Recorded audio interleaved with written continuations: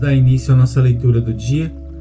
Estamos no dia 244 e as escrituras do dia hoje são Jó, capítulo 40, versículo 1 ao 42, versículo 17. Em seguida vamos ler 2 Coríntios 5, capítulo 11 ao 21. Depois vamos ler Salmos, capítulo 45, do versículo 1 ao 17. E por último vamos ler Provérbios, capítulo 22, versículo 14.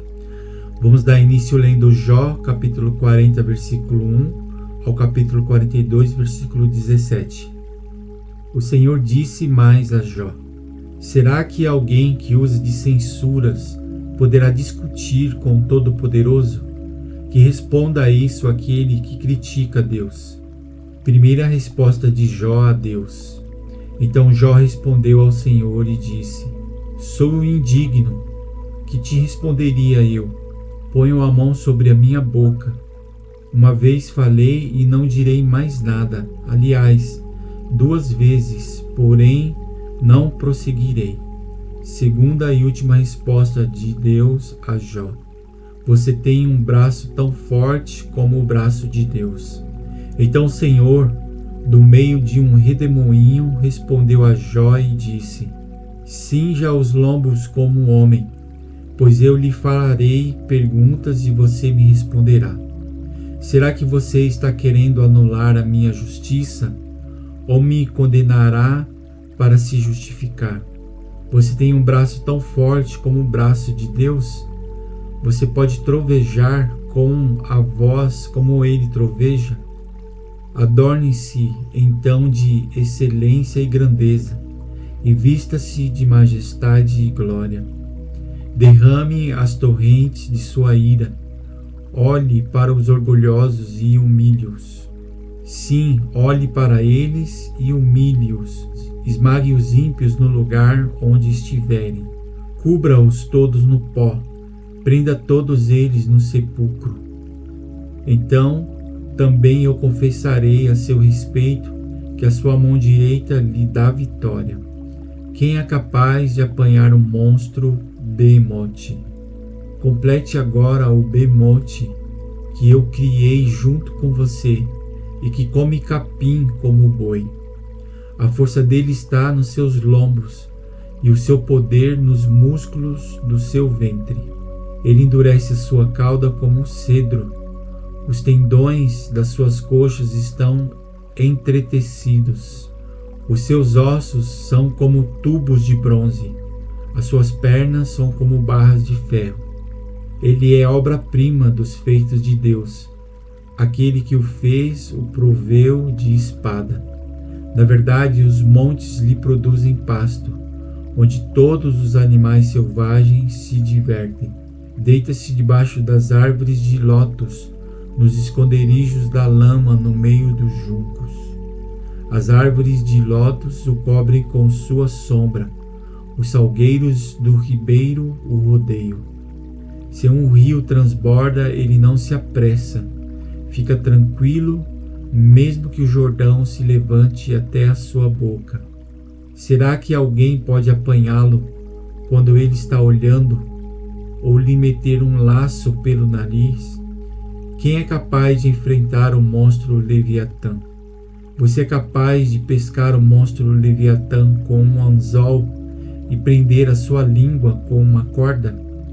Você consegue passar uma vara de junco pelo nariz dele ou furar o queixo dele com um gancho? Por acaso ele lhe fará muitas súplicas ou lhe falará palavras brandas?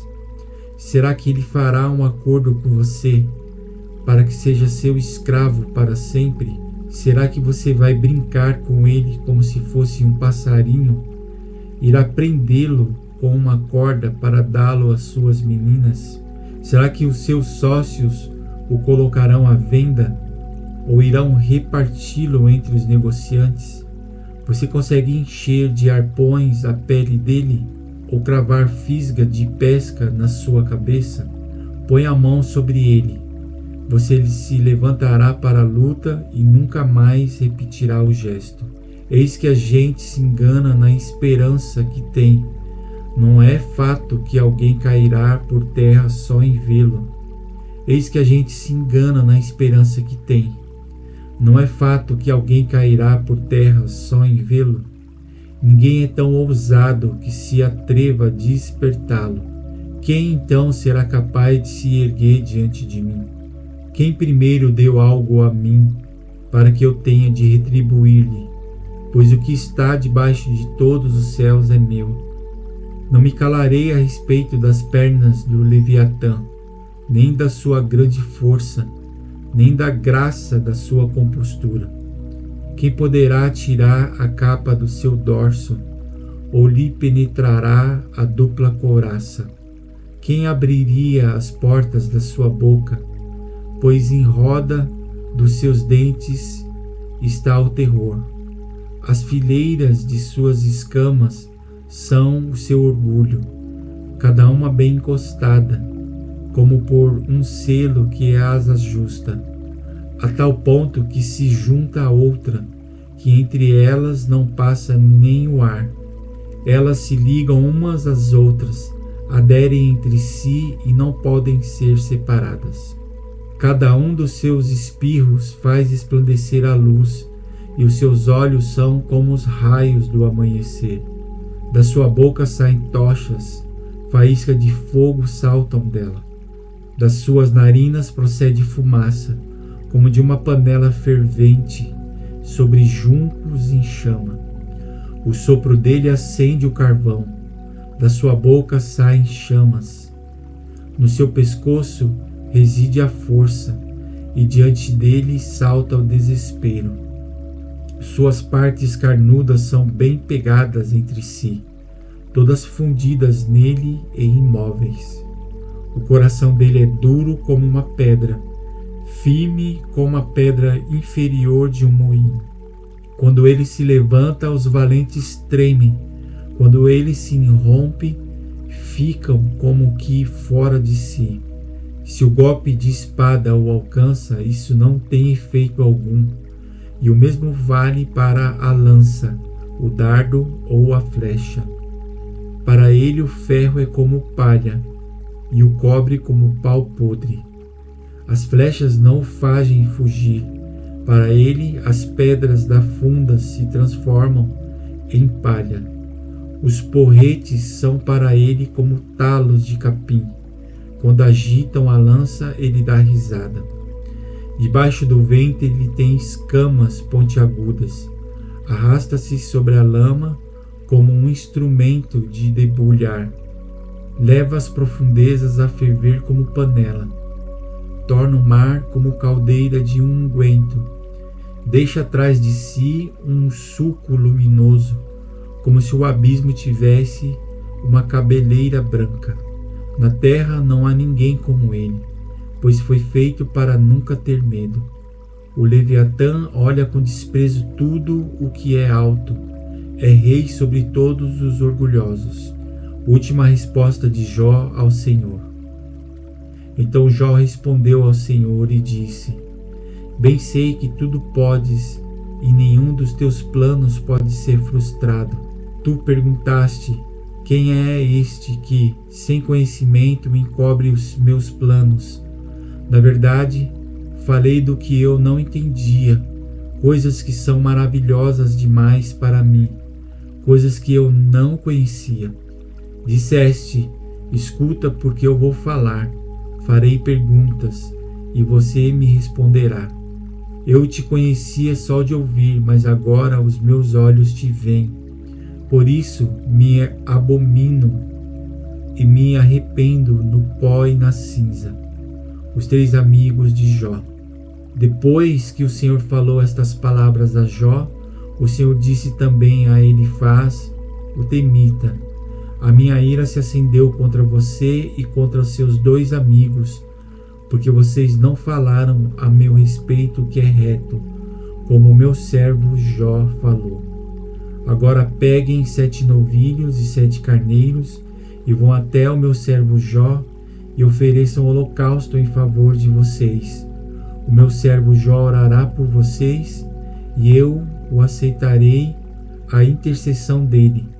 para que eu não os trate segundo a falta de juízo de vocês, porque vocês não falaram a meu respeito o que é reto, como o meu servo Jó falou. Então Eliafaz o temita, Bildade o suíta e Zofar o naamita foram e fizeram o que o Senhor lhes havia ordenado, e o Senhor aceitou a oração de Jó. A nova família de Jó. O Senhor restaurou a sorte de Jó quando este orou pelos seus amigos, e o Senhor lhe deu o dobro de tudo que tinha tido antes. Então vieram a ele todos os seus irmãos, todas as suas irmãs e todos os que o haviam conhecido antes, e comeram com ele em sua casa, e se condoeram dele e o consolaram por todo o mal que o Senhor tinha enviado sobre ele, e cada um lhe deu dinheiro e um anel de ouro. O Senhor abençoou o último estado de Jó mais do que o primeiro. Ele veio a ter 14.000 ovelhas, 6.000 camelos, 1.000 juntas de boi e 1.000 jumentas. Também teve outros 7 filhos e 3 filhas. A primeira filha deu o nome de Gemina, a segunda chamou de Késia, e a terceira Queren-Apuque. Em toda aquela terra não havia mulheres tão bonitas como as filhas de Jó, e seu pai lhes deu herança entre seus irmãos. Depois disto, Jó viveu mais 140 anos, e viu seus filhos e os filhos de seus filhos até a 4ª geração. E assim Jó morreu após uma longa velhice. Agora vamos ler 2 Coríntios capítulo 5, versículo 11 ao 21. O zelo apostólico de Paulo. E assim, conhecendo o temor do Senhor, procuramos persuadir as pessoas, mas somos plenamente conhecidos por Deus. Espero que também sejamos conhecidos na consciência de vocês. Não queremos novamente nos recomendar a vocês, pelo contrário, estamos dando uma oportunidade para vocês se orgulharem por sua causa, para que tenham o que responder aos que se gloriam na aparência e não no coração. Porque se enlouquecemos é para Deus, e se conservamos o juízo é para vocês, pois o amor de Cristo nos domina, porque reconhecemos isto. Um morreu por todos, logo todos morreram. E ele morreu por todos, para que os que vivem não vivam mais para si mesmo, mas para aquele que por eles morreu e ressuscitou. Assim que nós daqui por diante a ninguém conhecemos segundo a carne. E se antes conhecemos Cristo segundo a carne, já agora não o conhecemos deste modo. E assim, se alguém está em Cristo, é nova criatura. As coisas antigas já passaram, eis que se fizeram novas. O ministério da reconciliação. Ora, tudo isso provém de Deus, que nos reconciliou consigo mesmo por meio de Cristo e nos deu o ministério da reconciliação. A saber que Deus estava em Cristo reconciliando consigo o mundo, não levando em conta os pecados dos seres humanos e nos confiando a palavra da reconciliação. Portanto, somos embaixadores em nome de Cristo, como se Deus exortasse por meio de nós. Em nome de Cristo, pois pedimos que vocês se reconciliem com Deus. Aquele que não conheceu o pecado, Deus o fez pecado por nós, para que nele fôssemos feitos justiça de Deus. E agora vamos ler Salmos, capítulo 45, do versículo 1 ao 17. O ungido de Deus e a sua noiva. Ao mestre de canto, segundo a melodia, os lírios, dos filhos de Corá, salmo didático, cântico de amor. O meu coração transborda de belas palavras. Ao rei consagro o que compus. A minha língua é como a pena de um hábil escritor. O Senhor, ó Rei, é o mais formoso dos filhos dos homens. A graça se extrava A graça se extravasou nos seus lábios. Por isso, Deus o abençoou para sempre. Cinja a espada no seu flanco, herói. Cinja a sua glória e a sua majestade. E nessa majestade, cavalgue vitoriosamente, pela causa da verdade e da justiça. E a sua mão direita lhe ensinará proezas. As suas flechas são afiadas e penetram o coração dos inimigos do rei. Os povos caem submissos aos seus pés. O seu trono, ó Deus, é para todo sempre. Cetro de justiça é o cetro do teu reino. O Senhor, o Rei, ama a justiça e odeia a iniquidade. Por isso, Deus, o seu Deus, o ungiu com um óleo de alegria, como a nenhum dos seus companheiros. Todas as suas roupas cheiram a mirra, aloés e cássia. De palácios de marfim ressoam instrumentos de cordas que o alegram. Filhas de reis se encontram entre as suas damas de honra. À sua direita está a rainha enfeitada com ouro finíssimo de Ofir. Ouça, filha, olhe e preste atenção. Esqueça o seu povo e a casa de seu pai. Então o rei ficará encantada com a sua formosura, por ser ele o seu senhor. Incline-se diante dele. A filha de Tiro virá trazendo presentes. Os mais ricos do povo lhe pedirão favores. A filha do rei é toda formosura no interior do palácio. Os seus vestidos são enfeitados de ouro. Em roupas bordadas conduzem-na diante do rei.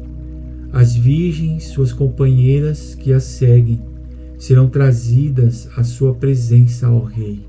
Serão conduzidas com alegria e regozijo. Entrarão no palácio do rei.